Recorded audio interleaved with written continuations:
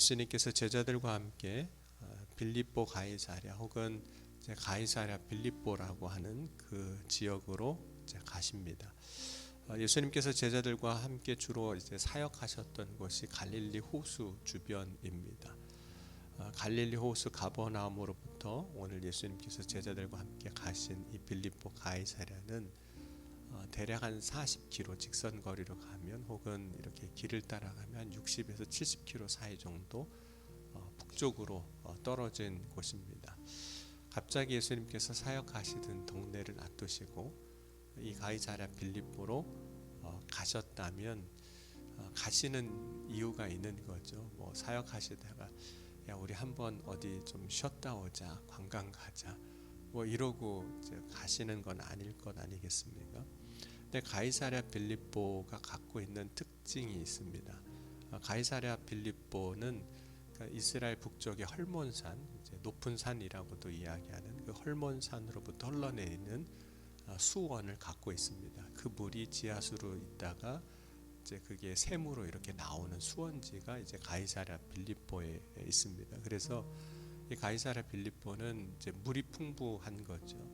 그러니까 사람이 살아감에 있어서 물은 굉장히 중요한 자원입니다. 물이 없는 곳에서는 이제 사람이 살 수가 없는 거죠. 물이 있어야 농사를 지을 수가 있고 먹을 것이 있기 때문에 그렇습니다. 그러므로 가이사랴 빌립보에는 이미 큰 도시가 형성되어 있었습니다. 그렇기 때문에 발전된, 경제적으로도 발전된 그런 도시라고 볼 수 있고, 이 성읍은 이제 가이사 아구스토가 헤롯 대왕에게 하사했던 도시였습니다. 그런데 헤롯 대왕 때 이제 가이사 아구스토를 위하여 신전도 건축하게 되고, 헤롯 대왕의 아들인 그 헤롯 빌립 2세가 나중에 이 도시를 이제 새롭게 정비를 하면서 이것을 가이사 황제에게 헌납을 합니다. 그래서 이제 그 도시를 이제 빌립보 가이사랴 혹은 가이사랴 빌립보라고 이렇게 이름을 이제 붙이게 된 거죠. 그러니까 가이사랴 이 빌립보 이 도시는 예수님 시대를 기준으로 보면 이제 경제가 이미 발전돼 있고 이제 정치적으로도 그런 의미를 갖고 있는 그런 도시입니다. 여러분, 경제가 발전하고 정치가 있는 도시면 이렇게도 이야기할 수 있습니다. 세상의 중심인 거예요. 정치와 경제가 같이 있는 자리이기 때문에. 그러면 예수님께서 제자들을 가이사랴 빌립보로 데려가셨다는 것은 세상의 한 복판으로 경제와 정치의 그 중심이 있는 그 도시로 데려가셨다는 거죠. 그리고 거기에서 이제 사람들이 나를 누구라 하느냐 이 질문을 하시고, 오늘 가장 중요한 질문입니다. 너희는 나를 누구라 하느냐 이렇게 물어보셨던 겁니다. 그런 제자들이 예수님을 따를 때에는 기본적으로 예수님을 믿음으로 예수님을 따랐습니다. 그러니까 예수님을 따랐다라는 것은 뭐 각자의 믿음의 수준은 혹 다를 수 있겠지만 적어도 믿음의 고백이 있었다는 거죠. 그럼 믿음의 고백 없이 예수님을 따를 수는 없는 겁니다. 그런데 예수님은 오늘 가이사랴 그 빌립보에서 세상의 중심에서 너희는 나를 누구라 하느냐 하고 물어보시는 거예요. 다 아시면서 왜 물어보세요? 뭐 이럴 수도 있겠지만, 여러분, 우리가 인생을 살아갈 때 장소가 가지는 의미들이 늘 있습니다. 어떤 장소에 있느냐에 따라서 그 사람이 어떤 사람이냐 하는 것을 보여줄 때가 있거든요. 왜냐하면 장소는 그 사람의 마음을 이제 나타내 보여주는 그런 의미가 있기 때문에 그렇습니다. 만약 내가 예배의 자리에 있다면 그 사람은 어떤 사람이라는 걸 보여주는 걸까요?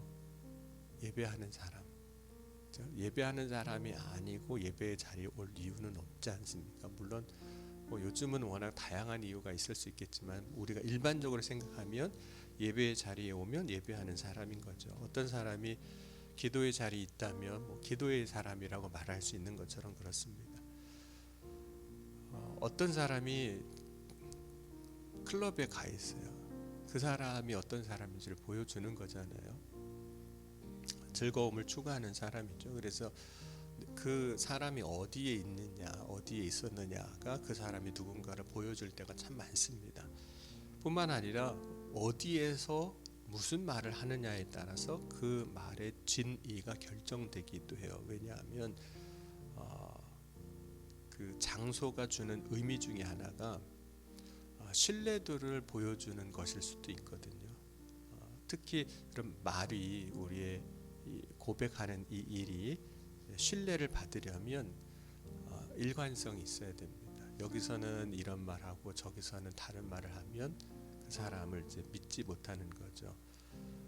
장소와 상관없이 사실은 같은 말을 할 수 있어야 그 고백이 말이 진정성을 인정받는 겁니다. 믿음도 마찬가지입니다. 여러분, 예수님은 세상의 중심에 제자들을 데리고 가시고 그곳에서 너희는 나를 누구라 하느냐 이렇게 물어보신 거죠. 그때 베드로의 고백을 들으시고 마태복음 보면 칭찬하는 장면이 이제 나옵니다. 그리고 천국 열쇠도 주셨던 거죠. 그런 면에서 보면 베드로는 장소와 상관없이 믿음을 고백한 겁니다. 세상의 중심 그 한복판에서도 예수님은 그리스도십니다, 주님이십니다, 이런 고백을 합니다. 물론 이제 오늘 가이사랴 빌립보에서는 그렇게 고백을 하지만 또 베드로가 나중에 다른 고백을 하게 되죠. 예를 들어서 예수님 십자가 지기 전에 예수님이 대제사장 가야바의 집에 잡히셨을 때 베드로는 멀찍이 예수님을 따라갑니다. 근데 그 집들에 있을 때 한 여종이 베드로를 알아보고 베드로에게 이야기하죠. 너도 예수님 계시던 그곳에 있었던 사람 아니냐? 너도 예수님의 제자가 아니냐? 말하는 걸 보니까 예수님 제자 같다, 이렇게 얘기를 하니까 베드로가 그때 이야기를 하죠. 예수님 모른다고, 네가 무슨 말을 하는지 내가 도무지 모르겠다고 부인을 합니다. 그러니까 그 가야바의 집, 대제사장 집들에서는 예수님을 모른다고 부인을 하는 거죠. 그럼 오늘 우리가 신앙생활하면서 나의 믿음을 고백할 때 이 고백은 분명히 칭찬받는 고백이 될 겁니다. 그런데 이 믿음의 고백이 온전한 믿음이 되려면 내가 서 있는 자리가 어디이든지, 그러니까 교회에서 우리가 신앙 공동체 안에서 고백할 때 그 고백과 또 내가 가정에서 혹은 직장에서 세상에서 살아갈 때 그 믿음의 고백이 똑같아야 그 믿음의 고백이 진짜 믿음의 고백으로 인정이 되는 거죠. 만약 베드로가 가야바의 집의 뜰에서 예수님의 제자인 것을 시인했다면 어떤 일이 벌어질까요? 물론 예수님과 같이 어려움을 당했을 겁니다. 고난을 당했을 거예요. 그런데 로마서 8장 16절 말씀 보면, 이후의 말씀 보면 이렇게 말씀합니다. 성령이 친히 우리의 영과 더불어 우리가 하나님의 자녀인 것을 증언하시나니 자녀이면 또한 상속자 곧 하나님의 상속자요 그리스도와 함께한 상속자니 우리가 그와 함께 영광을 받기 위하여 고난도 함께 받아야 할 것이니라. 생각하건대 현재의 고난은 장차 우리에게 나타날 영광과 비교할 수 없도다, 이렇게 말씀합니다. 그러니까 우리가 믿음 안에서 하나님이 주시는 영광을 받기 위하여 고난도 받아야 한다는 거예요. 이 이야기는 이런 의미일 수도 있습니다. 고난을 두려워하지 말아야 한다, 이런 의미도 있지만 믿음 생활에 어려움은 있다는 겁니다. 그러니까 우리가 예수를 믿으면 우리의 삶이 편해지는 것만은 아니에요. 오히려 예수를 믿기 때문에, 믿음을 고백하기 때문에 그 삶의 자리에서 만나게 되는 혹은 경험하게 되는, 아니 당연히 할 수밖에 없는 그런 고난이 있다는 거죠. 근데 우리는 막상 고난을 두려워합니다. 고난 당할까봐 걱정하고 고난 있을까봐 때로는 염려합니다. 믿음은 이 고난 혹은 이 어려움을, 두려움을 이기는 것이 또한 믿음이기도 합니다. 그러면 예수님께서 이제 가이사랴 빌립보에서 그 믿음을 고백한 베드로를 칭찬을 이제 하셨죠. 그런데 그 믿음을 들으시고 장차 있을 고난과 십자가의 죽음에 대해서 말씀해 주시는 겁니다. 오늘 8장 31절 보면 이렇게 말씀을 해 주십니다. 인자가 많은 고난을 받고 장로들과 대제사장들과 서기관들에게 버림받아 죽임을 당하고 사흘 만에 살아나야 할 것을 비로소 그들에게 가르치시되. 그러니까 예수님이 하나님의 그 보냄을 받은 이유, 예수님이 이 땅에 오신 이유, 목적에 대해서도 이제 비로소 말씀을 해주신 겁니다. 그러니까 예수님은 반드시 십자가의 고난과 그리고 죽음, 부활, 이걸 다 이루셔야만 하는 거죠. 그래야 모든 사람이 예수님으로 말미암아 구원을 받을 수 있습니다. 그래야 죄 사함을 받는 거예요. 그러나 베드로는 예수님이 지금 말씀하시는 그 말씀을 정확하게 이해를 못한 겁니다. 왜 그렇게 하셔야만 하는지 이해를 못했던 거죠. 베드로는 당장 자신의 눈앞에 있는 것밖에는 볼 수가 없어서 그런 겁니다. 그래서 베드로는 예수님이 십자가 지시는 것에 대해서 반대하는 거죠. 결코 그런 일이 일어나지 않게 하겠다고 제가 지키겠습니다. 이렇게 이야기하면서 예수님을 붙들고 항변합니다. 베드로는 마치 예수님을 위하여 하는 것 같지만 그 모습이 절대로 예수님 앞에 그런 일이 일어나지 않게 하겠습니다라고 예수님을 위하여 하는 것 같지만 사실은 예수님을 위하여 하는 게 아닌 거죠. 그래서 예수님께서 오늘 그 베드로를 책망을 하시는 겁니다. 33절에 베드로를 꾸짖어 이르시되 사단아 내 뒤로 물러가라. 내가 하나님의 일을 생각하지 아니하고 도리어 사람의 일을 생각하는도다.